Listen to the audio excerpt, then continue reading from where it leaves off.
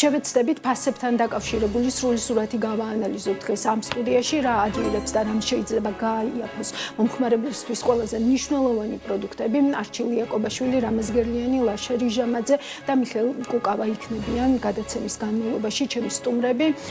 საუბარს დავიწყებ არჩილ იაკობაშვილთან და რამაზ გერლიანთან, რომლებიც უკვე შემომიერთნენ სტუდიაში და ასევე პირდაპირ ეთერში გვერდთვება მიხეილ კუკავაც. მოგესალმებით სამივეს და დიდი მადლობა.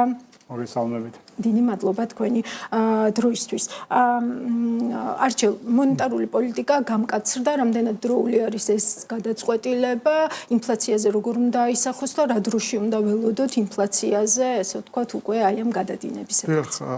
ეროვნულ ბანკს სხვა გამოსავალი არ ქონდა, მოსალოდნელი იყო მსგავსი გადაწყვეტილება, ნეიტრალური განაკვეთი თუ მანამდე იყო 7%-ის ფარგლებში და ზომიერად ჰქონდათ გამკაცრებული მონეტარული პოლიტიკა 8%-ის რეფერენსების განაკვეთი 8%-ის დონეზე.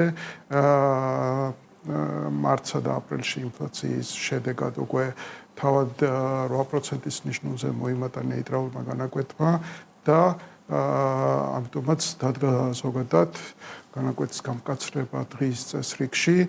ეს მოსალოდნელი იყო, ჩემი მოლოდინი იყო ესეთი, რომ 10%-იანი ალბათობით მაინც არ შეცვლიდნენ განაკვეთს, 30%-იანი ალბათობით მხოლოდ 25 base point-ით და უფრო მოველოდო რომ 8 და 50-ს მოსალოდნელი იყო განაკვეთის გაზრდა, თუმცა როგორც ჩანს მაკროეკონომისტებმა სხვა სცენარების გათვალისწინებით მაინც დაინახეს ბუფერი, რომ ხო, ჯერ პრევენციული არის ეს ნაბიჯიო, ხო, ეს თქვა ნათია თურნავა. არაფერი ამაში. აქ ყველაზე მთავარი არის ის, რომ რამ გამოიწვია ის ინფლაცია, რის გამოც ეს პრევენციული ღონისძიებები გახდა საჭირო. კი, აპრილში მოიმატა ინფლაცია 5-9-მდე, მაგრამ მიზნობრივი მაჩვენებლისგან დიდი გადახრა ჰქონდა უკვე დეკემბერშიც, იანვარშიც, თებერვალშიც, მარტშიც და მართალია სასურსათო ინფლაციის წილმა მთლიან ინფლაციაში შემცირება განიცადა. ახლა სტატისტიკის სამსახურის იმონცენტრ, რომელთა სანდოობა კიდევ კითხვის ნიშნის ქვეშ არის, მაგრამ როდესაც ჩვენ ნახეთ დეკემბერში დეფიციტური ხარჯვა, წმინდა დეფიციტური ხარჯვა 1.5 მილიარდი სოდნოთ მეტი იყო ვალის გათვალისწინებითაც, მაგრამ წმინდა დეფიციტური ხარჯვა მთავრობისგან იყო 1.5 მილიარდი ლარი, ბუნებრივია მონეტარულ არხებში ის გაწოვა პარალელურად ეს აისახებოდა ფასებზეც, ამიტომაც იყო იანვარში, თებერვალში და მარტში ინფლაცია შედარებით მაღალი, ამას დაემატა ახლა საგარეო ფაქტორი და მთავარი დრაივერი ინფლაციის მარტშიც და ახლა განსაკუთრებით აპრილში და მე მგონია რომ მაისიც იგივე სიტუაცია იქნება, იყო იმპორტით გამოწვეული, როგორც საწვავი ისე ენერგომატარებლები არის ყველაზე მეტად გაძვირებული აპრილის თვეში, ორივე პროდუქტზე საქართველო არის იმპორტ დამოკიდებული. შესაბამისად ისმის კითხვა ახლა რეფინანსირების განაკვეთით ზუსტად ამ მიზეზების განეიტრალება, ამით მთლიანი ინფლაციის მოთოკვა და ფასების სტაბილიზაცია იქნებოდა თუ არა შესაძლებელი და ჩემი აზრი ამასთან დაკავშირებით არის ის, რომ 2025 წელს ლარის გამყარება უფრო მეტად იყო შესაძლებელი რეზერვების ასეთ დიდ რაოდენობით ჩასყიდვის ფონზე, რაც ეროვნულ ბანკმა სამწუხაროდ არ გააკეთა და დაგიბრუნდებით უფრო დეტალურად აი ამ გვიანი შედეგი არის, რომ მართალია ეს ეგზოგენური მოვლენა იყო ეს საგარეო ფაქტორი, მაგრამ თავის დროზე რომ უფრო მეტად მოხდა გამყარება წონსწორობის ახალი კურსი რომ ჩამოყალიბებულიყო, იმპორტისგან ზეწოლა, იმპორტის კომპონენტის ზეწოლა მთლიან ინფლაციაზე გაცილებით უფრო მსუბუქი იქნებოდა ვიდრე დღეს. ამაზე ცოტა უფრო მეტად დეტალურად გავისაუბროთ. მიხეილ კუკავასთან წავალ. ბატონო მიხეილ, მოგესალმებით, დიდი მადლობა თქვენი დროისთვის. აი, ვთქვათ, მონეტარული პოლიტიკის გამკაცრება, ფასების საერთო დონეზე საუბარი, მოლოდინი რომ ფასების საერთო დონე უნდა შემცირდეს, ესე ვთქვათ, ამ პოლიტიკის შედეგად. აი, ეს რას ნიშნავს რიგითი მომხმარებლისთვის და ამ ფასების კომისიის მუშაობის პარალელურად იქმნება თუ არა მოლოდინი მოსახლეობისთვის თქვენი აზრით, რომ რაღაც კონკრეტულ პროდუქტებზეც მნიშვნელოვანი გაიაფება უნდა მიიღონ და აი ეს ერთიანი, ანუ რა ერთიან სურათს ხედავს მომხმარებელი დღეს ფასებთან მიმართებით? ელენე, გამარჯობა.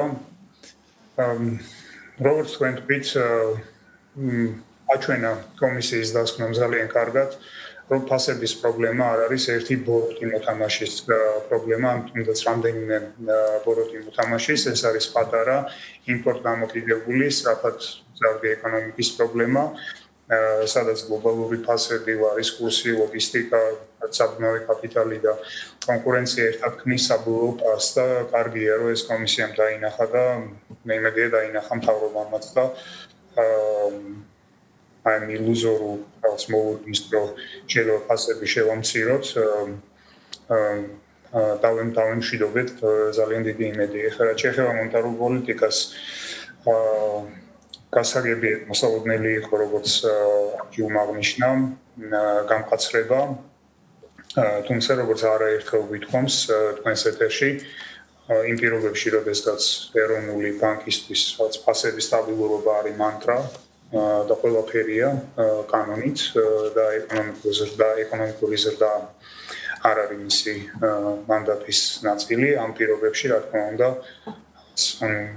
დაბალანსებულ გადაწყვეტილებას, რომელიც არ დააზარალებს ეკონომიკურ ზრდას და იმავდროულად იპოვის საერთო შუალედს ფასების სტაბილურობასა და ზრდას შორის, რა თქმა უნდა, არ უნდა ვებოდოთ რა. არავის არ მაქვს ამის მოლოდინი, რომ ამ ქვეყანაში ეს გოდისმე მოხდება.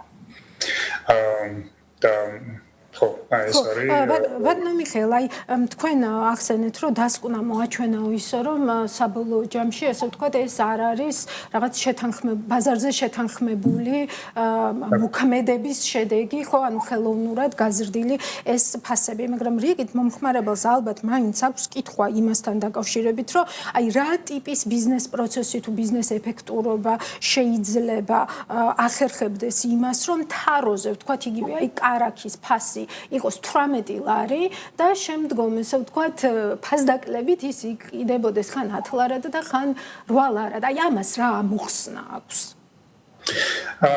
აი ერთ მაგალითს მოგიყვანთ, მაგალითად დეილის სასურსათო მაღაზიების ქსელი, სადაც ხელოვნური ინტელექტზე დაფუძნებული დაგეგმვა და ჩვენმა პარტნიორმა კომპანიამ გააკეთა STEM-Scale-ის ლიფაიომ მისა დეილის ქსელს ის რომ ფულის მარაგებში გაჩერების მაგალითად დღეებით 16% შემცირდა და ჭარბი მარაგები შემცირდა 17%. ასორტიმენტში პროდუქტის ხელმისაწვდომობა 8% გაიზარდა, გაყიდვები გაიზარდა 23% და ამან ფასზეც მოახდინა გავლენა. რომ მანამდე საკმაოდ ესეთი იყო, ანუ დეილის ფასები, ანუ ამ ჩარევამდე იყო მაღალი და შედარებით შემცირება გამოიწვია. ამისი არაერთი მაგალითი გვაქვს. მაგალითად, მარაგების და გაყიდვების sales mix-ის არაეფექტიანი მართვა არის ერთ-ერთი მიზეზი, რის გამოც ფასები არის ბევრიდან ერთ-ერთი მიზეზი და ჩვენ ამ კონკრეტულ ბიზნესებთან მუშაობთ, ხედავთ იმას, რასაც მთავრობა ვერასდროს ვერ დაინახავს, ვერც ეკონომიკის სამინისტრო, ვერავინ ვერ დაინახავს. 8 თვე, 8 კაციანი გუნდი დღე და ღამე მუშაობთ. ერთ-ერთი მთავარი, რაზეც მუშაობთ, არის ფასების კორექტირება. რომ ბიზნეს ჩვენს კლიენტებს დავანახოთ ფასების კორექტირების აუცილებლობა და დავანახოთ რა განაპირობებს ამ ფასების ფას რა განაპირობებს.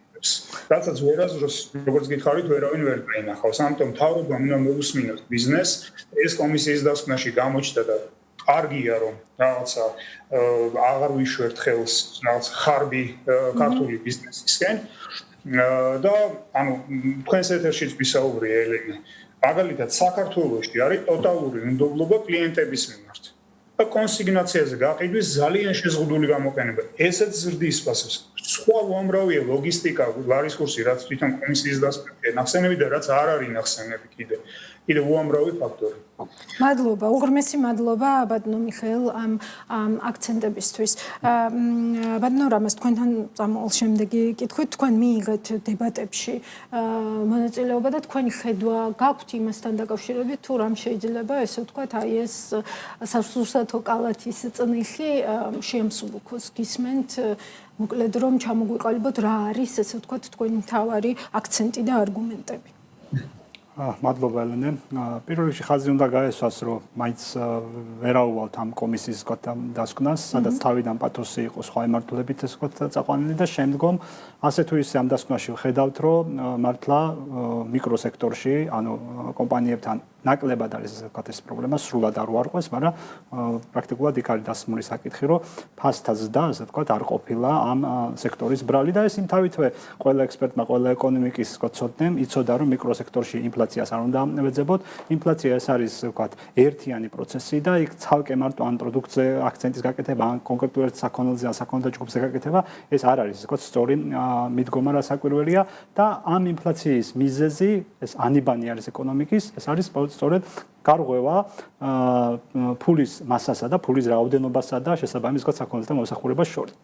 შესაბამისად ჩვენთან ეკონომიკის ზრდის გეგმა ზომიერად არ ასე ვთქვათ იზრდებოდა ფულის მასა წლების მანძილზე იგივე თუნდაც დავაკვირდეთ 2016-დან 2014-დან თუ კიდე აქეთ გამოვიწიოთ არსებითი მნიშვნელობა არ აქვს 5 ჯერ არის ვთქვათ გაზრდილი ფულის მასა მაშინ როდესაც ეკონომიკა გაორმაგებულიც კი არ არის რეალურ მონაცემებს ვამბობთ და ნომინალურად კი ბატონო 100.000 გავწდით მაგრამ ეს ხო არის ბუტაფორიულის და ესე ვთქვათ აი გამადიდებელი რომ მივაშიროთ ვაჭს და რომ გავადიდოთ მისი ღირებულება და ეს ვთქვათ შემადგენლობა ხო არ შეიძლება ამით ეს არის ნომინალური ზრდაც დიდად ჩანს 113 მილიარდია მაგრამ სინამდვილეში 2019 წლის ფასებში ვთქვათ ის არის 72 ვთქვათ მილიარდი ანუ საკმაოდ დიდი სხვაობა არის რეალურ და ნომინალურ მონაცემებს შორის ამიტომ ფულის მასის არაგეგმა ზომიერმა ვთქვათ ზრდამ რომელიც ნაწილი აითვისა ეკონომიკურმა ზრდამ და რაც ვერ აითვისა თავისთავად მიაწვა ფასებს შესაბამისად ფასებს როცა აწვება იმ ქვეყანაში სადაც დაბალი არის შემოსავლები სადაც რასაკვირველია უდიდესი ნაწილი საოჯახო მეურნეობის შემოსავლებისა იხარჯება სწორედ სურსათზე და პირველად საქონელთა მომსახურებაზე და რომელიც ასევე არ წარმოადგენს ელასტიურობა ამ შემთხვევაში ალბათ მიკროეკონომიკა ვინც იცის საკმაოდ კარგად ეს ნიშნავს მოქნილობას მაგალითად პურის ფასი ვერ იქნება მოქნილი შაქარის ფასი ვერ იქნება მოქნილი იმიტომ მასზე მოთხოვნა უმნიშვნელოდ მცირდება ფასის ზრდის შედეგად ეს ბიზნესზე უკეთესად არავინ არ იცის მის წარმოებელზე უკეთესად არავინ არ იცის და როდესაც მას ეძდება ხარჯები თუნდაც ინფლაციის შედეგად ის რასაკვირველია იმ ტიპის საქონელსა და მომსახურებაზე გაზრდის ფასს უფრო მეტად ვიდრე სხვა სხვაზე რომელიც არის დაუშვათ ელასტიურია და არ გაეყიდოს ფასის ზრდის გამო ამიტომაც სწორედ ჩვენ მივიღეთ სასურსათო პროდუქტებზე და პირველად საქონელსა და მომსახურება ტრანსპორტ იქნება თუ ასე შემდეგ ძალიან მაღალი ესე ვთქვათ ზრდა რაც საბოლოო ჯამში მეცნიერულად ვთქვათ სწორედ არის ინფლაცია მთავრობებზე გაჩენილი ფასები მე მაკროდონეზე უკვე ანალიზდება და ვღებულობთ ინფლაციას ამას სამწუხაროდ ვერ დაუპირისპირა თავის დროზე ეროვნულ ბანკმა თავის ვთქვათ პოლიტიკა და შესაბამისად თავრობაც ამ მიმართულებით სამწუხაროდ არ წავიდა და მათ შორის არც პარლამენტი იმიტომ რომ ჩვენ ვერ ნახეთ რომ ამ შემთხვევაში ეროვნულ ბანკთან ყოფილიყოს რაღაცა განხილვა თუნდაც სამეცნიერო წრეების ჩართულობით რამდენად გეგმა ზომიერად იზრდებოდა ფულის მასა რისი დამსახურებაც არის ამ შემთხვევაში სწორედ რომ ის რომ ფასები ანუ ინფლაციური პროცესი ქვეყანაში არის ხანგრძლივი პერიოდის მანძილზე ტრენდით რო შევხედავთ ეროვნული ბანკი პირდაპირ ამბობს რომ ეს ანალიზი ზოგადად არ არის სწორი ანალიზი იქიდან გამომდინარე რომ პირდაპირ ესეთი გავლენა არ არსებობს ესე ვთქვათ ფულის მასის ზრდა ავტომატურად არ გულისხმობს ესე ვთქვათ ინფლაციის წახალისებას ანუ სხვა პროცესებს რაც შეიძლება ვთქვათ იმპორტ დამოკიდებულ ქვეყანაში ვთქვათ იყოს ხელის შემწყობი სწორედ აი ამ ნაწილში ცდებიან ეს არის ვთქვათ თელი ვთქვათ პრობლემა მიკრო-მაკრო სინთეზი ესეთი ანალიზი არ ტარდება სამწუხაროდ და აი ამ მომენტში სწორედ ცდება ეროვნული ბანკი შეცდა მაშინაც როდესაც კი იყო მაღალი ინფლაციური პროცესები მაგრამ 11%-ამდე რო ქონდა რეფინანსირების განაკვეთი აწეული რეფინანსირების განაკვეთი არის მოკლევადიანი ინსტრუმენტი და შესაბამისად მას შეუძლია მოკლევადიან პერიოდში ინფლაციაზე მოახდინოს ზეგავლენა მას გააჩნია გარკვეული ზღვარი იმ ზღვარს იქით მისი ეფექტი იკარგება გადავიხედოთ იგივე თურქეთის მაგალითსა და სხვა ქვეყნებზე ბევრმა ცადა ესეთი რაღაც, მაგრამ რაღაც ზღვარს იქით უკვე რეფინანსების განაკვეთი არ მოქმედებს და ამ შემთხვევაში უნდა დავინახოთ გრძელვადიან პერიოდში, როდესაც ფულის მასაზე არ ახდენ ესე ვთქვათ გეგმაზომიერ კონტროლიც არ ქვია გეგმაზომიერ ესე ვთქვათ ჩაშვებას ეკონომიკაში, პრაქტიკულად თვითონ ეს მონეტარული პოლიტიკაც ხშირად ხდება წამახალისებელი ინფლაციის. Იმიტომ რომ წარმოიდგინეთ ახლა დღეს უმნიშვნელოდ, მაგრამ გაიზარდა რეფინანსების განაკვეთი და ალბათ ზოგს მიუვიდა, ზოგს ხვალ მიუვა მესიჯები ბანკებიდან და ყველას უდიდეს ნაწილს სწორედ აქვს რაც საბანკო კრედიტი, სადაც ძირდება თვითონ ფული. ფულის გაძვირება იწევს ყველაფრის ისე ვთქვათ გადათამაშებას იმ საქონელს და მომსახურებას, რასაც ჩვენ ვაწვდით ჩვეულებრივ ვთქვათ რიგითი მოქალაქეები თუ ბიზნესი ბაზარს. იმიტომ ყველანი რაღაცას ყიდით, რაღაცას ყიდლობს. სწორედ აი ეს გადაცემის არხი ამ შემთხვევაში პირიქით არის დიახ, სწორედ ეს არის ამ შემთხვევაში და ამას ემატება მე გრძელვადიან პერიოდში უყურებ და არა დაუშვათ კონკრეტული 1 ან 3 წლის ჭრილში. 2016 წლიდან ჩვენ დავიწყეთ ხელოვნურად ლარიზაციის პოლიტიკა, რის შედეგადაც შევქმნით ლარზე ფიქტიური მოთხოვნა და აი ამ ფიქტიური მოთხოვნის მონაცემები, რომელიც შეყავთ შესაბამის ვთქვათ პროგრამაში და აკეთებენ პროგნოზს, აი აქ ცდება პატივცემული ეროვნული ბანკი და ეს არის სწორედ პრობლემა, რომ ცადეთ ამ შემთხვევაში ჩვენ ლარიზაცია, ციფრებში შედეგები გვაქვს, მაგრამ რეალურად შედეგები არ გვაქვს და სწორედ ამამ გამოიწვია, რომ მე ეს სპირალი, რომელშიც შევედით ამ მცდარი მონეტარული პოლიტიკისა, რომლიდან გამოსვლა ეს ადვილი ნამდვილად არ იქნება და მათ შორის ფასების სტაბილიზაციის მიმართულებითაც ხშირად ამბობენ, რომ ფასების კლება. ფასების კლება ეს არის ამ შემთხვევაში ილუზიის გაჩენა საზოგადოების მიმართ, საუბარი სტაბილიზაციაზე. აქ არ ხდება ისე, რომ ჩვენ რაღაცა შემცირება წარმოიშვებს ფასების შენელებას. შეიძლება რომ ერთ წინადებას და კი ბატონო არჩევ. ესე იგი, ერთსაც დავამატება. ფასების კლება მაშინ არის მხოლოდ და მხოლოდ მისაღები, თუ ის არის ტექნოლოგიური, ასე ვთქვათ, ცვლილებით გამოწვეული. სხვა შემთხვევაში, თუ ამით არის გამოწვეული მისაღებია, სხვა შემთხვევაში ის უყავს ბიზნესს და მე მოქალაქეებს. და ფულის მასა, რომელიც მონეტარულ აგრეგატის ზრდას გულისხმობთ, რომელიც ინფლაციაში გადაიზარდა შემდეგ. ამ შემთხვევაში ინფლაციაში იზრდება თვითონ რეფინანსირების განაკვეთის მაღალ დონეზე შენარჩუნება, ვინაიდან აძვირებს ის ვთქვათ ემერტს თუ ემორსირებთ. ამ შემთხვევაში ის გადამდებია, სულ ერთია გადამდებია, მას აქვს ვთქვათ განგრძობადი ხასიათი და ის გადამდებია და რომელშიც არ უნდა გაიზარდეს, ის უკვე აიზრდება ასეთი. ცლად ვერ დაგეთანხმებით იმის გამო, რომ კლასიკური მიდგომით ვერ დამეთანხმებით. არა, ვერც კლასიკური და ვერც იმით, რომელსაც თქვენ ისა ინფლაციას აქვს მონეტარული მიზეზი მხოლოდ და მხოლოდ მაშინ თუ კი ჭარბი ლიკვიდობა არის და ჭარბი ლიკვიდობა ნამდვილად ყველაზე ნაკლებ პრობლემას წარმოადგენს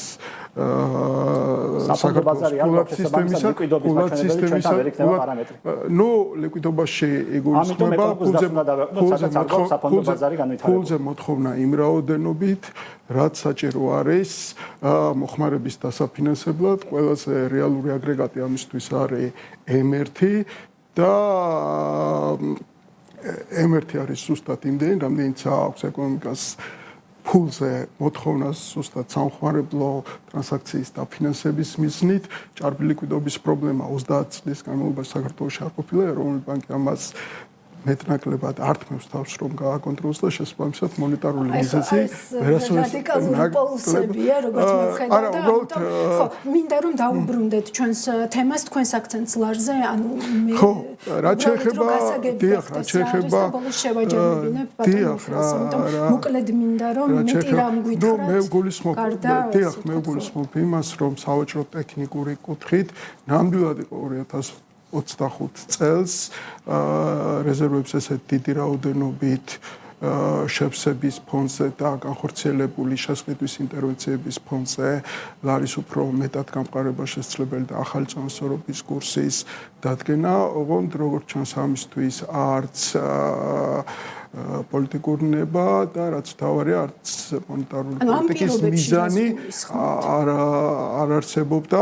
საქმე იმაში არის, რომ მონეტარული პოლიტიკის ერთ-ერთი ინსტრუმენტი არ არის რეფინანსირების განაკვეთი. კლასიკური მონეტარული პოლიტიკა, ნუ როგორც მინიმუმ ახლა დოლარიზებულ ეკონომიკებში 4 პილარს ემყარება, ეს რეფინანსირების განაკვეთი, მოკლევადიანი ლიკვიდობის სამართავად, ღია ბაზრის ოპერაციები, უფრო გრძელვადიანი განაკვეთების განსასაზღვრად, იქ არის კიდევ კომერციული ბანკებისათვის დარეზერვების ნორმა, კიდევ ერთი ინსტრუმენტი მონეტარული პოლიტიკის და ბოლოს არის კიდევ ლარის კურსი და საქმე იმაშია, რომ ეს სავაჭრო ტექნიკური კუთხით ზუსტად იმას გულისხმობ, რომ როდესაც არის გამყარების მოლოდინი და ზუსტად ამ დროს ხდება ინტერვენციების გზით შესყიდვა, აქ უნდა იყოს უფრო პროაქტიული.